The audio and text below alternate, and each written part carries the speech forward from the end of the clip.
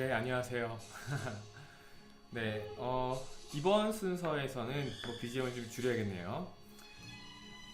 이번 순서에서는 이제 화면에 이제 보이는 것처럼 사교육 시장 분석과 전망에 대해서 좀 살펴보도록 하겠습니다.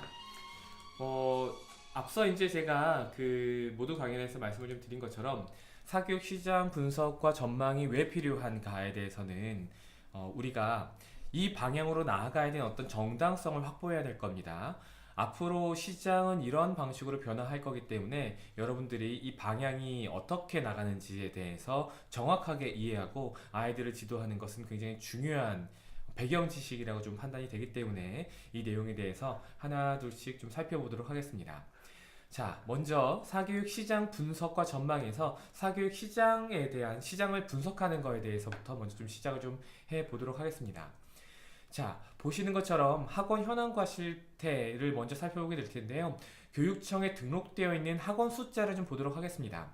여기 이제 보이시는 것처럼 그 입시 검정 및 보습 보통교과라고 하죠. 그래서 서울 같은 경우에는 4만 9천여 개, 인천에는 9천 개, 부산 13,000개 뭐 이렇게 쭉 굉장히 많이 있습니다. 그래서 대략 학원이 11만 개 정도 되는데요. 지금 이 자료 같은 경우에는 통계를 잡았던 기준 시점이 2013년도에 교육청에서 통계청에서 발표한 자료라고 보시면 돼요. 교육통계 서비스에서 이렇게 나와 있는 내용이고 통계청에서 여러분들이 확인하실 수 있는 내용인데 2013년 자료를 제가 현재 가지고 있기 때문에 그래도 한 5년이나 6년이나 지났네요.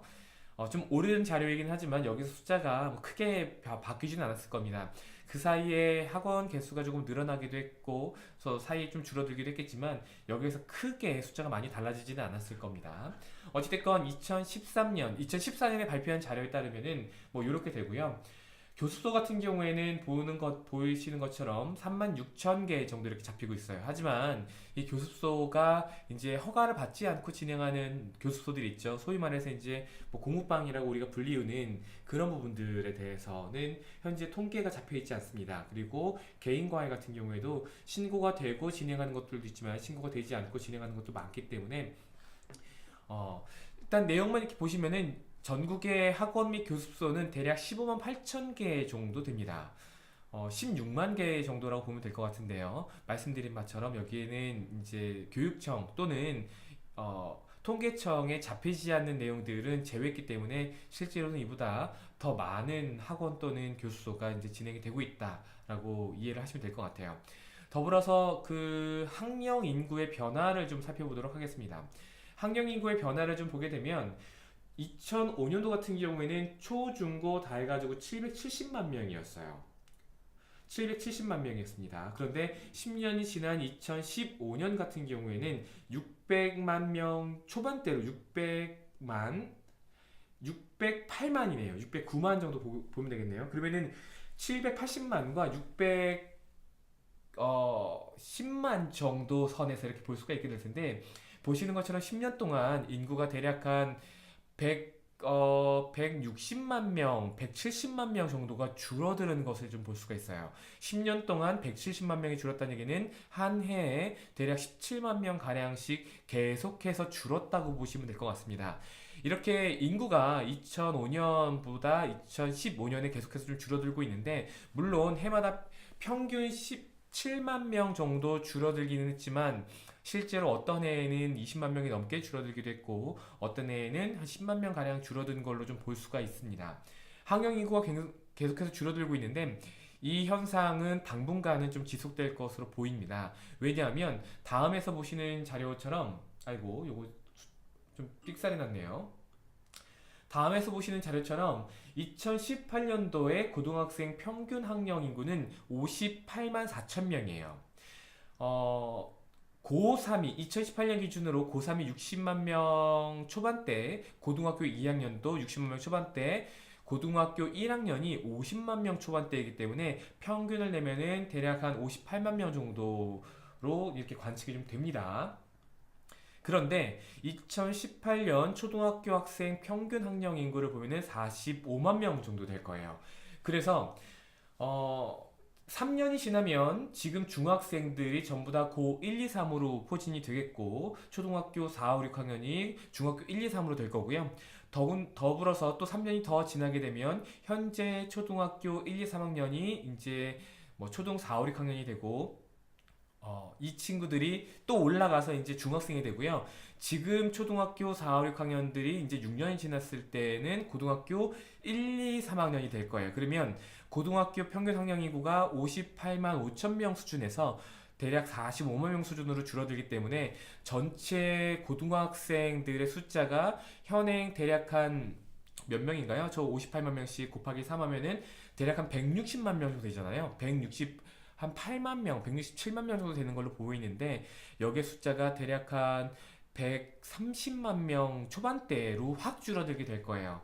그렇기 때문에 이 지표가 이야기하고 있는 바는 시간이 지나면 지날수록 고등학생들은 점차 줄어들 것이고 중학생 같은 경우에는 현재 50만 명 완전 초반대에 있기 때문에 이 친구들 숫자들도 이제 44만 명대로 앞으로 한 2, 3년 동안 계속해서 줄어들 것으로 보입니다.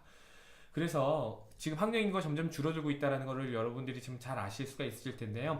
당장 2017학년도에 초중고 학령 인구를 모두 따져본다면 573만 명 정도로 잡히고 있습니다. 하지만 2018년도 초중고 학생 학령 인구를 본다면 558만 명으로 약 15만 명 가량 줄어들었습니다. 불과 1년 사이에 15만 명 가량이 빠졌다는 뜻이겠네요. 자, 1년에 15만 명씩 또는 10만 명씩 이렇게 앞으로 계속 줄어들게 될 겁니다. 그러니까 학생 숫자가 점점 줄어들기 때문에 이 사교육 시장이 점차적으로 감소되는 쪽으로 보는 게 맞겠죠. 참여한 학생 인구를 본다면. 그런데 다음에 보시는 자료처럼 2009년도에 사교육 시장의 매출 규모가 사상 최대였습니다. 이 통계청에서 자료를 잡기 시작한 게 대략 한 2006년부터 잡기 시작했고요. 2003년까지는 이제 다른 기관에서 이 통계를 잡았었는데 중간에 사이가 좀 비었다가 2009년도에 21조 6천억 정도로 정점을 찍었습니다. 그런데 2015년까지 그러니까 2009년부터 2015년까지 21조에서 17조 정도로 뚝 떨어지게 됐어요. 4조 정도가 줄어들게 됐습니다. 대략 한 7년 정도 만에 4조 가량이 줄어들었다고 이렇게 봐지는데 굉장히 많이 줄어들었죠. 그리고 2018년도를 보면 다시 19조 5천억입니다. 2016년도에 18조를 다시 돌파했고요. 2017년도 통계 자료에 따르면은 18조 6,800억 원. 발음이 잘 안 되네요. 그 정도를 많이 늘었다가 이번에 거의 또 9천억 가까이 시장이 늘어났다고 보시면 돼요. 그럼 내용을 좀 정리 좀 해볼까요? 보시는 것처럼 학령 인구가 매년 감소하고 있습니다. 이거는 이미 정해져 있는 결과입니다. 왜냐면 지금 작년에 태어난 인구까지 다 통계로 집계가 되고 있죠. 물론 여기에서 이제 사망하거나 아이들 중에 사망하거나 또는 신규로 이렇게 이민이 오거나 새롭게 전입이 되거나 하는 경우들이 종종 있는데 이런 숫자는 크게 이제 반영을 안 해도 괜찮을 것 같아요. 자, 보시는 바처럼 지금 573만 명에서 558만 명 수준으로 인구가 줄어들고 있는 반면에 시장은 2015년까지는 시장 전체 매출 규모가 줄어들었다가 2016년부터 반등하기 시작해서 16년, 17년, 18년 동안 계속해서 사교육 시장 매출 규모가 늘어나고 있다는 뜻입니다. 이 늘어나게 된 이유가 크게 여기까지만 살펴보면 학생들은 줄어들었지만 사교육에 참여하는 비율은 늘었을 가능성이 있고요. 그리고 사교육비 자체가 물가 상승 혹은 뭐 기타 등등 이러저러한 이유 때문에 1인당 사교육비가 늘어났을 가능성이 있습니다. 그런 것들이 반영이 돼서 결국에 사교육 시장의 매출 규모가 다시 반등하게 된 것들을 좀 볼 수가 있을 겁니다. 이 자료 같은 경우에는 이렇게 나와 있습니다. 현재 사교육비 총액 및 전체 학생 수를 보면은요, 총액은 2017년 대략 한 18조 7천억 원 정도에서 2018년 19조 5천억 원 정도로 이제 여기 보이시는 자료에 따르면 8천억 정도 늘어났죠. 하지만 학생 숫자 같은 경우에는 아까 말씀드린 바와 같이 573만 명에서 558만 명으로 줄어들었어요. 15만 명이 빠졌습니다. 학생 수는 이렇게 줄어들었고 학생들이 사교육에 참여하는 참여율을 보니까 2017년에는 여기 보시는 바처럼 71만 명, 71% 정도가 71.2% 정도가 들었지만 2018년도 같은 경우에는 72.8% 이렇게 오히려 더 증가하게 됐습니다. 1.7%더 증가하게 돼서 더 많은 아이들이 사교육을 받게 됐다는 뜻이기도 하겠죠. 사교육 시장도 이렇게 참여하는 시간도 이렇게 늘어난 것으로 볼 수가 있습니다. 여러분들이 짐작하시겠지만 아이들이 사교육을 듣는 시간 자체가 늘어나게 되면 더불어서 수강료도 같이 올라가게 됐을 겁니다. 시간이 올라가기 때문에 사교육 비용도 당연히 올라갔겠죠. 정리해보면 2018년 초중고 사교육비 총액은 약 19조 5천억 원으로 전년보다 4.4% 증가했고요. 사교육 참여율은 72.8%로 1.7%포인트 증가하게 됐습니다. 참여 시간은 6.2시간으로 0.1시간 정도가 증가했다는 것들을 확인할 수가 있습니다. 계속해서 다음 자료를 좀 보도록 하죠. 연이어서 통계청에 발표된 자료들을 좀 살펴보도록 하겠습니다. 전체 학생 1인당 월평균 사교육비인데요. 자료를 조금 해석을 드리면 여기에 이야기하는 전체 학생이라고 하는 건 2018년도, 2017년도에는 18조 6, 7천억 원 정도, 그리고 2018년도에는 19조 5천억 원 정도 되는데 이걸 전체 학생 숫자로 나눈 겁니다. 그래서 전체 학생 한 명당 사교육비를 쭉 나눠보니까 한 명당 보시면 전체적으로 다 올라갔어요. 초등학생도 그렇고 중학생도 그렇고 고등학생도 그렇고 다 올라갔습니다. 거기에서 실제로 사교육을 듣고 있다라고 집계가 되는 학생들이 한 명당 실제로 얼마를 지불했는가를 본다면은 당연히 전체 학생 1인당 월평균 사교육비보다 숫자가 좀 더 늘어난 것들을 좀 볼 수가 있을 거예요. 초등학교 같은 경우에도 늘어났고 중학교, 고등학교도 이렇게 늘어난 것으로 좀 볼 수가 있습니다. 눈에 띌 만한 것은 고등학교의 사교육비가 더 많이 늘어났다는 걸 좀 볼 수가 있을 것 같습니다. 뭐 여러 가지 해석들이 좀 가능하겠지만 이런 디테일한 해석들은 지금은 하지 않도록 하겠습니다. 정리하자면 초등학교, 중학교, 고등학교 전체 학생의 1인당 월평균 사교육비는 29만 1천원이에요. 참여학생 1인당 월평균 사교육비는 39만 9천원 정도로 한 사람당 사교육에 들어가는 비용이 40만 원 정도 되는 걸로 좀 관측이 되고 있습니다. 실제로 평균이 이렇기 때문에 서울에서도 이제 뭐 대치동이라든지 뭐 목동 이런 곳 같은 경우에는 아무래도 학원비가 좀 비싸잖아요. 이런 친구들 같은 경우에는 한 과목에 30만 원, 40만 원 가량 가까이 이렇게 쓰고 있게 됩니다. 뒤에 가서 자료를 보면 제가 지금 말씀드리는 이 내용이 좀 더 정확하게 와 닿으실 거예요. 다음 자료를 좀 보도록 하겠습니다.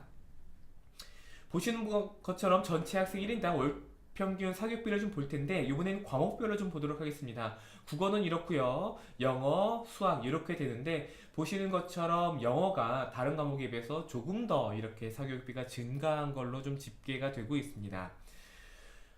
참여학생 1인당 월평균 사교육비를 봐도 이제 마찬가지가 될 텐데요. 보시는 것처럼 사교육비의 가장 많은 퍼센테이지를 영어 교과에서 가지고 있다. 그리고 수학 교과에서는 바짝 그 뒤를 쫓아오고 있는 것으로 좀 보이죠. 그리고 예체능, 취미, 교양, 뭐 입시까지 다 포함해서 예체능에 관련된 것들도 상당한 부분을 좀 차지하고 있습니다. 다음 자료로 넘어가도록 하겠습니다. 사교육비 지출 금액별 학생 분포에 대해서 좀 보게 될 텐데요. 사교육을 받지 않는다라고 응답한 친구들이 전체 학생들의 대략 한 27%, 그러니까 10명 중에 한 3명 정도가 사교육을 받지 않는다. 그렇다는 얘기는 7명 정도가 사교육을 받고 있다라고 응답을 했습니다. 사교육 비용이 10만원 미만인 경우가 굉장히 적죠. 사실 학습지 정도, 초등학교 저학년에 학습지를 그냥 하나 정도 하거나 뭐 요런 정도예요. 굉장히 가볍게 진행이 되는 거겠죠. 10만원에서 20만원, 20만원에 30만원까지 보면은, 그러니까 지금까지 보시면은 30만원에 40만원 여기까지 보면은 사교육 비용이 2017년에 비해서 2018년도에 감소한 걸로 잡히고 있습니다. 한 달에 40만원을 안 쓰는, 사교육 비용을 전체 다 해서 40만원을 안 쓰는 가구가 실제로 사교육비를 지출하는 게 줄어들었어요. 그런데 40만원이 넘어서는 사교육비를 내는 학생들 같은 경우에는 오히려 늘었습니다. 70만 원 이상 같은 경우에는 굉장히 좀 많이 늘었죠. 1%포인트가 더 넘게 늘었습니다. 이런 자료로 미뤄보아 사교육 비용을 많이 지출하고 있는 가구에서는 더 많이 사교육비를 지출하기 시작했고, 그렇지 않은 집안 같은 경우에는 사교육비를 줄어들었거나 아니면 전반적으로 사교육비가 전체적으로 평균은 아니죠. 사교육비가 전체적으로 많이 늘었다라고 좀 보시면 될 것 같아요. 예를 들면 10만 원을 내던 사람들이 10만 원 미만을 내던 사람들이 10만 원에서 20만 원 사이를 내기 시작했고요. 여기에서 더 많은 사람들이 그 다음 단계로, 여기서도 그 다음 단계로, 그 다음 단계로 이렇게 쭉쭉쭉 넘어가지 않았다라는 것들을 조금 예상해 볼 수가 있을 것 같습니다. 또는 40만 원 이상의 사교육비를 내고 있었던 집에서는 그 친구들이 다니고 있었던 학원이라는 게 있을 거 아니에요. 그런 학원들 같은 경우에는 다른 학원비가 저렴한 것보다는 더 많이 올라간 것으로 좀 또 해석이 가능할 겁니다. 이런 자료들을 좀 더 정확하게 해석하기 위해서는 좀 더 다양한 자료들을 좀 보면 되는데, 우선은 우리가 그렇게 디테일한 자료들을 다 살펴볼 필요는 없기 때문에 우선은 여기까지만 좀 보도록 하겠습니다. 자료를 이제 하나 두 개만 더 살펴보도록 하겠습니다. 이번 자료는 가구 소득 수준별, 그러니까 집의 소득 수준이 얼마나 되는가, 부자냐 아니면 집이 조금 가정 형편이 조금 어려운가에 따라서 1인당 월 평균 사교육비 및 참여율이에요. 보시는 것처럼 여기는 이제 전체 사교육 참여율이 71.8% 정도가 되고요. 200만 원 미만의 가구 소득 수준인 경우에는 사교육 참여 비율이 47.3%예요. 그러니까 집안이 조금 환경이 좀 안 좋아서 사교육 참여율이 많이 떨어지는 것들을 좀 볼 수가 있습니다. 반면에 800만 원 이상 같은 경우에는 84%가 많이 이렇게 사교육에 참여하고 있는 것으로 좀 집계가 되고 있습니다. 평균이 대략 요 정도 선에 있죠. 72.8%니까. 그러니까 이쪽에 훨씬 더 많은 이쪽에 있는 인구 분포와 이쪽에 있는 인구 분포가 거의 비슷한 걸로 좀 잡히고 있습니다. 자, 사교육 비용이 이제 늘었는가 감소했는가를 좀 보면은 200만 원 미만의 가구에서도 사교육 비용이 소폭 증가했고, 뭐 200에 300, 300에 400 해서 모든 구간에서 사교육 비용이 많이 늘었고요. 아까 방금 전에 보신 자료에서 40만 원 이상 매월 사교육비를 지출하고 있는 가정에서는 일제히 사교육에 들어가는 비용 자체가 늘어난 것들을 좀 볼 수가 있는데, 그 자료들이 여기에서 보시면은 700만 원 이상부터는 이 증가 비율이 전년도에 비해서 더 많은 것들을 좀 볼 수가 있습니다. 그러니까 사회가 점차적으로 좀 양극화되고 있다는 것들을 좀 볼 수가 있게 됩니다. 자, 사교육 시장 분석을 좀 종합해 보도록 하겠습니다. 학령 인구의 감소에도 불구하고 사교육 시장은 지속적으로 확대되고 있다. 이 이유는 사교육 참여율이 증가하였지만 학령 인구의 감소로 사교육에 참여하는 숫자는 분명히 감소했습니다.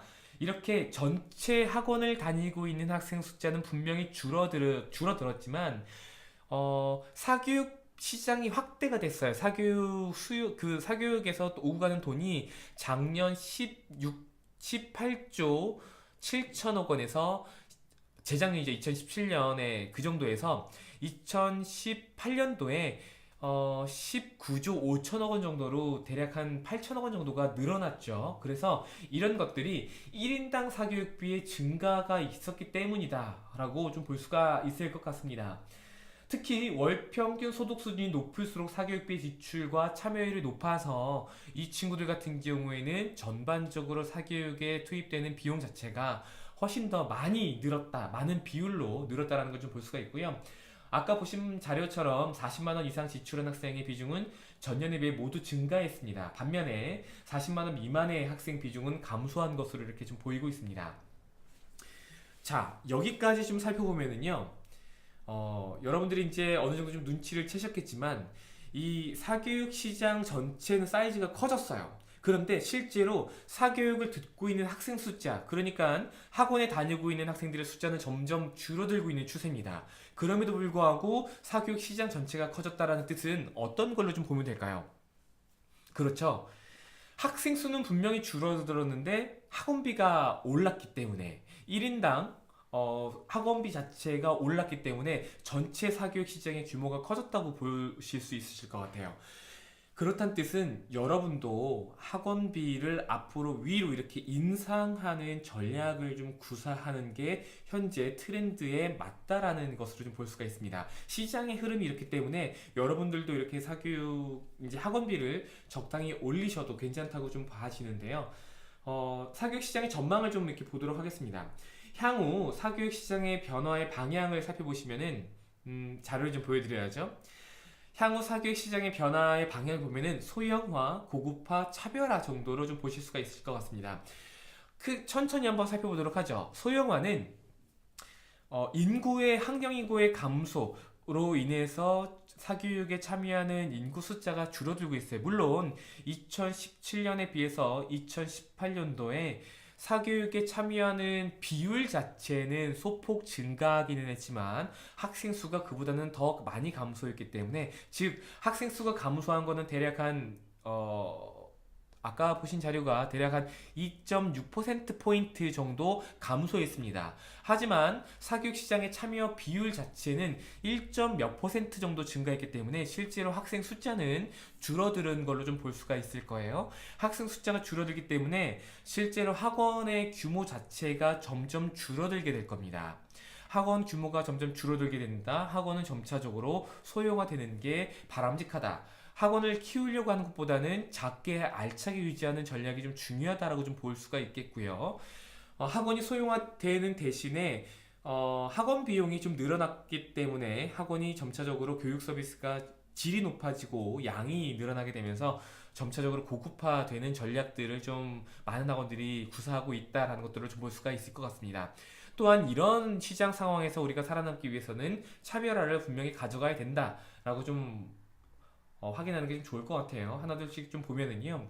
우리가 그래서 이제 학원을 어떻게 운영해야 되는가? 매출 대비 지출 관리가 중요해지게 될 겁니다. 학원 사이즈가 크게 되면은, 물론 학원 사이즈가 커도 매출과 지출의 관리를 좀 중요하게 잡아나가야 될 텐데요. 학원이 작아지면 작아질수록 매출이 크게 변동하는 게 좀 쉽지가 않을 거예요. 떨어지면 훅 떨어질지는 모르겠지만 올라가려면 학생 수가 많이 모여야 되는데 점차적으로 학령 인구가 줄어들고 있기 때문에 학원의 규모는 작아지게 될 거고, 여기에 따라서 매출을 이렇게 관리하는 것들은 굉장히 좀 쉽지 않은 전략입니다. 그렇기 때문에 지출을 관리하는 전략이 굉장히 중요한 부분이 되고요. 여기에 따라서 객단가를 높이는 전략, 그러니까 영어 학원이 수학 교과목을 확장을 하거나 수학 교과목 학원이 영어 교과목을 확장을 하거나, 혹은 뭐 수학에서 다른 교과목 혹은 독해, 이런 것들을, 독해는 요즘에 인기가 많잖아요.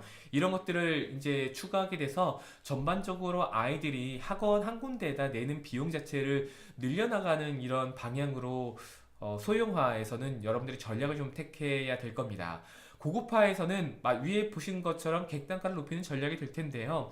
이러기 위해서는 교육 서비스가 굉장히 좀 좋아져야 될 거예요. 그리고 수업 시간도 예전에 비해서 조금 더 늘려나가는 방향으로 여러분들이 학원 운영 전략을 좀 장기적인 안목을 가지고 조금씩 변경해야 될 겁니다. 물론 학원비를 올리는 것과 그리고 수업 시간 자체를 늘리는 게 일부 지역에서는 굉장히 좀 부담스러운 일일 겁니다.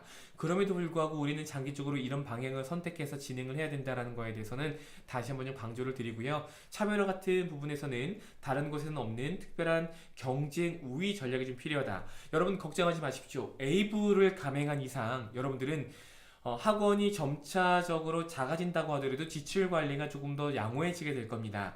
A불 같은 경우에는 아이들의 진도가 달라도 한 교실 안에서 수업이 진행할 수 있게, 원활하게 진행이 될 수 있게끔 여러 가지 수업 자료들을 자동으로 다 제공을 하고, 그렇게 시스템이 다 자동으로 이렇게 구성이 되어 있기 때문에 아무래도 강사의 의존도를 낮출 수 있게 돼서 선생님 한 명당 클래스 안에 들어있는 학생 숫자들을 일정하게 관리가 가능하다고 보시면 될 것 같아요. 물론 여러분들이 강의 형태로 학원을 운영하신다고 하더라도 특정 반 몇 개는 이렇게 이제 개별 맞춤 학습 형태로 운영을 하면서 강사 1인당 학생 숫자를 좀 높여나가고 강사 운영도를 좀 낮춰나가면서 기존에 강의를 잘하는, 소위 말해서 몸값이 비싼 선생님에서 선생님이 성실하기만 하면은 괜찮은, 강의는 조금 못해도 괜찮은, 지금 몸값이 비교적 조금 낮은 선생님을 쓰면서도 학원 운영이 충분히 가능하게끔 시스템이 구성이 되어 있습니다. 그리고 객단가를 높이는 전략이라든지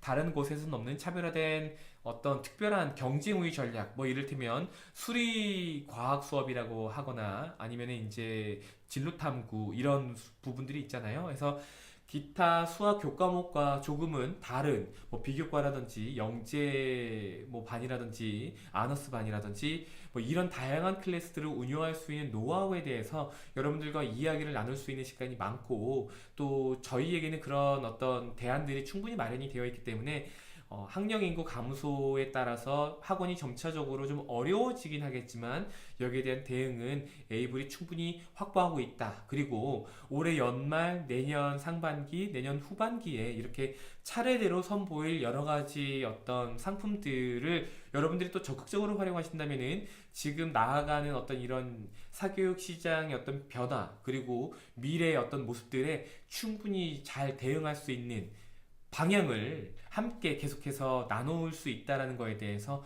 미리 좀 말씀을 좀 드리고요. 더불어서 이런 시장 환경 속에서 어떻게 살아남을 것인가에 대한 학습의 방향 그리고 수학 교육의 본질에 대한 이야기들도 함께 여러분들과 깊이 있게 좀 나눠보도록 하겠습니다. 다음 순서에서는 사교육의 트렌드의 변화에 대해서 살펴보도록 하겠습니다. 수고 많으셨습니다.